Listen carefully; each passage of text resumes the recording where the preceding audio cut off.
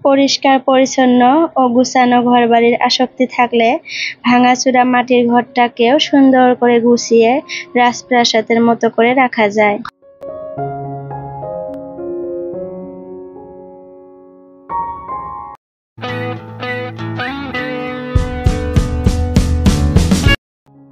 আসসালামু আলাইকুম আমার প্রিয় আপুরা, তোমরা কেমন আছো? আশা করতেছি ভালো আছো। আলহামদুলিল্লাহ, তোমাদের দোয়ায় আমিও সুস্থ এবং ভালো আছি। নাজনীন ব্লগ চ্যানেলে আরো একটা নতুন ভিডিওর সাথে তোমাদের সবাইকে স্বাগত জানাইতেছি। আশা করতেছি আজকের ভিডিওটা তোমাদের কাছে বরাবরের মতো ভালোই লাগবে। আজকে হলো বুধবার, আর সকাল সকাল তোমাদের সাথে নিয়ে ভিডিওটা শুরু করে দিলাম। আর এখন ঘড়িতে বাজে প্রায় 6:30টার মতো। আমি ঘুম থেকে 6টায় উঠছি। ফ্রেশ হয়ে কিচেনে এসে আগে পানিটা গরম করে নিলাম, তারপরে একপাশে কিন্তু ভাত বসিয়ে দিছিলাম, ভাতটাও হয়ে গেছে। তারপরে এই দেখো সবজি কাটতে লেগে পড়ছি। দুপুরের জন্য যে সবজিটা রান্না করব সেটাই কাটতেছি। ভোল, আলু, টমেটো দিয়ে মাছ দিয়ে রান্না করব। রাতে হাজবেন্ড মাছ নিয়ে আসছিল, মাছটা কেটে ফ্রিজে রেখে দিছিলাম। তো এখন সবজিটা কেটে নিতেছি, সবজিগুলা কাটতে লেগে পড়লাম। আর এখনো ছেলে হাজবেন্ড কেউই উঠে নাই, ঘুমিয়ে আছে তারা। তো আমি ঝটপট করে দুপুরের জন্য রান্নাটা বসিয়ে দেই। আর ছেলেকে আজকে টিফিনে যে কি দিব ভাবতেছি। তো একটা রুটি বানিয়ে দিতে হবে, যেহেতু আমরা রুটি খাইতেছি না বর্তমান, তো তার জন্য আলাদা করে আবার রুটিটা বানাইতে হয়। হাজবেন্ড আর আমি কিন্তু মুড়ি দিয়ে, গাখির দিয়ে, আম দিয়ে খাইতেছি প্রায় 1 সপ্তাহ ধরে। তো আজকেও খাবে সেটাই, ফ্রিজে আম আছে অনেকটাই। তো আম দিয়ে, মুড়ি দিয়ে, গাখির দিয়ে খাইতে কিন্তু অনেকটাই ভালো লাগে, কিন্তু সেটা খেয়ে কিন্তু অনেক সময় পর্যন্ত থাকা যায় না আর কি। তো তারপরেও কি করব বলো, তোমাদের দাদাভাই সেটাই খেতে আর কি পছন্দ করতেছে বর্তমান। আর দুপুরে এসে সে ভাতের জন্য এরকম করে, মনে হয় সে খিদে একদম মানে আত্মহারা হয়ে যায়। কারণ এই যে সকালে হালকা খাবার খায়, একটু ভারী খাবার খাইলে কিন্তু 1টা 1:30টা পর্যন্ত থাকা যায়, কিন্তু এত হালকা খাবার খেয়ে 10টা পর্যন্তই কিন্তু থাকা অনেকটাই জুলুম হয়ে যায়। যেহেতু সকালে 7:30টার দিকে আমরা সকালের নাস্তাটা করি, তো ওইদিকে কিন্তু 10টা বাজলে আবার আমার খিদা লেগে যায়। জানি না আমার হাজবেন্ডের অবস্থা কি হয়। তো আমি যেহেতু বাড়িতে থাকি, 10টার দিকে কিন্তু আমি আবার ভাত খেয়ে নেই। রাতের ভাত যে থাকে, সেই ভাতটা যে ছেলের জন্য আমি সকালে গরম করে নেই, সেই ভাতটাই কিন্তু আমার জন্য একটু আমি রেখে দেই। আর রাতে সবজি থাকে ফ্রিজে, সেই সবজি দিয়ে কিন্তু আমি 10টায় সেই ভাতটা খেয়ে নিই। যেহেতু দুপুরের জন্য ভাতটা একটু মানে দেরি করেই রান্না করি, তো যার জন্য কিন্তু সকালে আমি সেই ভাতটাই খাই আর কি। তো যাই হোক, আমি তো খেয়ে নেই, কিন্তু আমার হাজবেন্ড তো আর খেতে পারে না। তো দুপুরে এসে তাকে তাড়াতাড়ি করে আমি ভাতটা দিয়ে দিয়ে আসার সাথে সাথে, তো সেটাই। তো দেখো এদিকে সবজিটা কেটে রেখে দিলাম, রেখে দিয়ে এদিকে মাছটা ফ্রিজ থেকে বের করে কিন্তু আমি বরফটা ছাড়ার জন্য রেখে দিছিলাম। তো বরফটা ছেড়ে গেছে, 3টা টুকরা নিয়ে নিছি। এই যে 3টা টুকরা রান্না করব, এই 3টা টুকরার মধ্যে দেখা যাবে একটা হাজবেন্ড খাবে, একটা আমি খাবো, আর একটা টুকরা এমনি বেঁচে যাবে। আমরা দুজনের একজনও খাবো না, আর সেটা হয়তো ফালিয়ে দিতে হবে, নাহলে অন্য কাউকে দিয়ে দিতে হবে। কারণ আমরা লিমিট বজায় রেখেই খাই, কোনোদিন মানে 2টা মাছের টুকরা আমরা একসাথে খাইতে পারি না আর খাই না। মানে যে যে হিসাবে খাওয়া লাগে আর কি, সেই হিসেবেই খাই। মানুষ দেখা যায় 2-3টা মাছ একসাথে খেয়ে নেয়, কিন্তু কেন জানি না আমরা একদমই পারি না। আসলে বিশেষ করে আমাদের ফ্যামিলির মানুষ সবাই ওইরকমই, আমরা মানে এক টুকরা মাছ খেলে আর এক টুকরা খাইতে হিমশিম খেয়ে যাই, এই অবস্থা। তো যার জন্য কিন্তু আমি সবসময় হিসাব করেই রান্না করি। তারপরও দেখা যায় 2টা টুকরা দিয়ে, মাছ দিয়ে মানে সবজি রান্না করতে কিন্তু একদমই ভালো লাগে না। তো যার জন্য আর একটা টুকরা বেশি করে দিয়ে দিলাম, দেখা যাবে সেই টুকরাটাই মানুষকে দিয়ে দিতে হবে। যদি মানুষ পাই দিয়ে দিব, না পারলে ফালিয়ে দিতে হবে, এই অবস্থা। কারণ দেখবেন মাছ রান্না করা যদি ফ্রিজে থাকে, তারপরের দিন কিন্তু ওই মাছটা খেতে ভালো লাগে না। সবজিটা খাইতে ভালো লাগলেও সেই মাছটা কিন্তু আর সেই স্বাদটা আর কি, টেস্টটা পাওয়া যায় না। তো যার জন্য কিন্তু খেতেও ইচ্ছা করে না। তো যাই হোক, ছেলে ঘুম থেকে উঠে পড়ছে, ছেলেকে কিন্তু আমি ভাত খাওয়ার জন্য দিয়ে দিলাম। ছেলে ওইদিকে ভাত খেতেছে বসে বসে, আর এদিকে দেখো আমি সবজিটা বসিয়ে দিলাম, মাছটা ভাজা হয়ে গেছে। আর ওইদিকে রাতের দুধ নিয়ে এসে ফ্রিজে রেখে দিছিলাম, তো সেই দুধটাও মানে গরম হইতে দিয়ে দিলাম। কারণ গাখির দিয়ে, মুড়ি দিয়ে খাবে যে হাজবেন্ড, তো যার জন্য সেটাও জাল পাততে দিয়ে দিলাম। লাহে লাহে আস্তে আস্তে একটু করে জাল হোক ভালো করে আর কি। তো এদিকে যে একটা রুটি আজকে বানাবো ছেলের জন্য, তো যার জন্য একটু করে আটা নিয়ে নিছিলাম। তো দেখো এত মানে আইডিয়া করে নিছি, একটা রুটি হয়ে গেছে, একটু মানে বেশি হয় নাই আটা। তো আবার আইডিয়াটা কিন্তু বলতে হবে, তাই না পুরা অনেকটাই আইডিয়া আছে আমার। তো এর আগের দিন কিন্তু আমি জানি না কিভাবে আটা নিছিলাম, আর 2টা রুটি হয়ে গেছিল। তো আজকে একটু সেইভাবেই নিছি, যাতে একটা রুটি হয়, কারণ আমি রুটি খাইতে আমারও বর্তমান ভালো লাগে না এত গরমে, আর থাকলে দেখা যায় কেউই খায় না, নষ্ট হয়, ফালাইয়া দিতে হয়। তো যার জন্য যে একটা রুটি করে ভেজে তার টিফিনে দিয়ে দিলাম। আর এখন দেখো রান্না বান্নাও একদম কমপ্লিট। আমার মোবাইলে না একদমই চার্জ ছিল না, মানে রান্নাটা বসিয়ে দিলাম আর রুটিটাই যা বানাইতে পারলাম, তারপরে চার্জ ছিল না, অফ হয়ে গেছিল। তো মোবাইলটা চার্জে দিয়ে আর টুকটাক যে কামগুলা ছিল, মানে সবজিটা নামিয়ে নিছি, ছেলের জন্য টিফিনটা রেডি করে ছেলেকে স্কুলে পাঠিয়ে দিছি। আমরা দুইজনও মানে মুড়ি দিয়ে গাখির দিয়ে খেয়ে নিছি। এগুলা তোমাদের সাথে আমি শেয়ার করতে পারি নাই, কারণ মোবাইলটা তখন না চার্জে ছিল।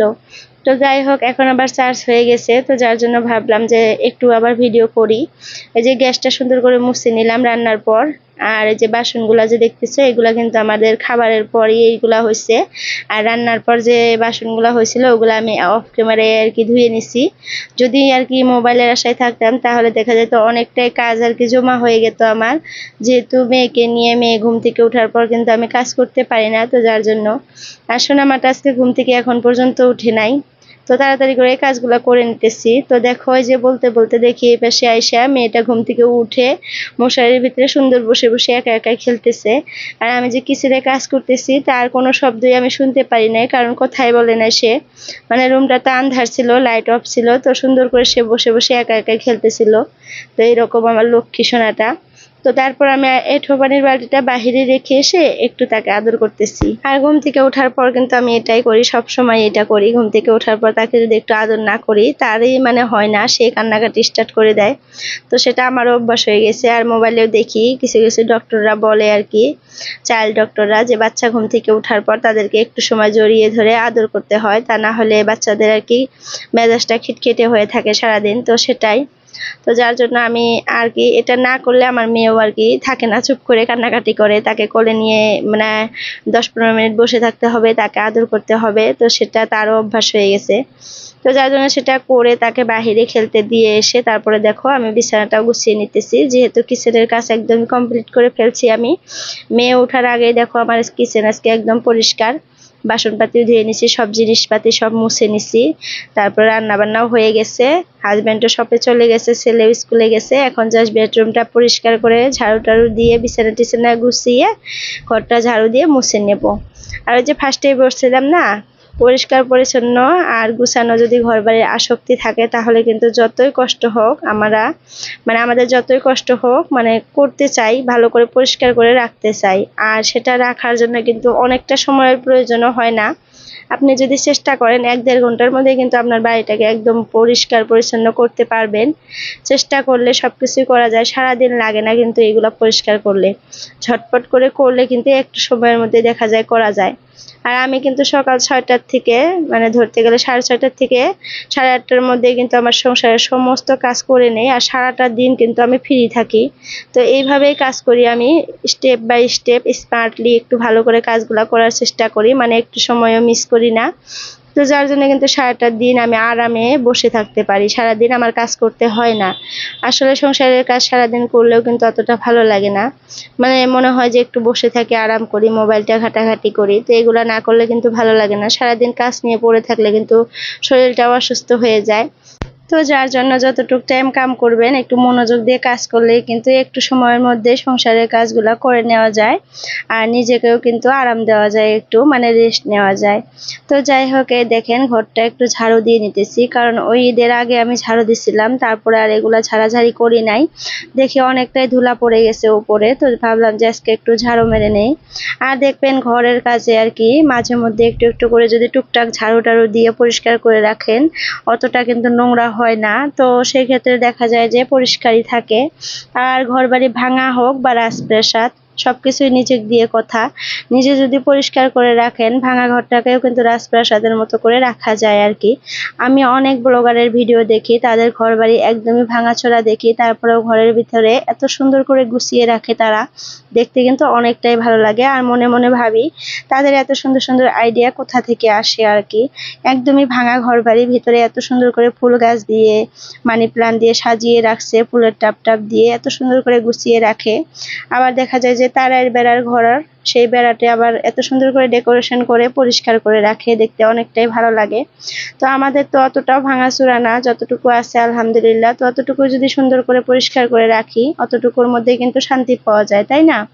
তো সেটাই। আবার দেখা যায় অনেক মানুষেরই ঘর বাড়ি এত সুন্দর, মানে বাহির থেকে দেখতে এত ভালো লাগে, মনে হয় ঘরের ভিতরে কত সুন্দর হবে।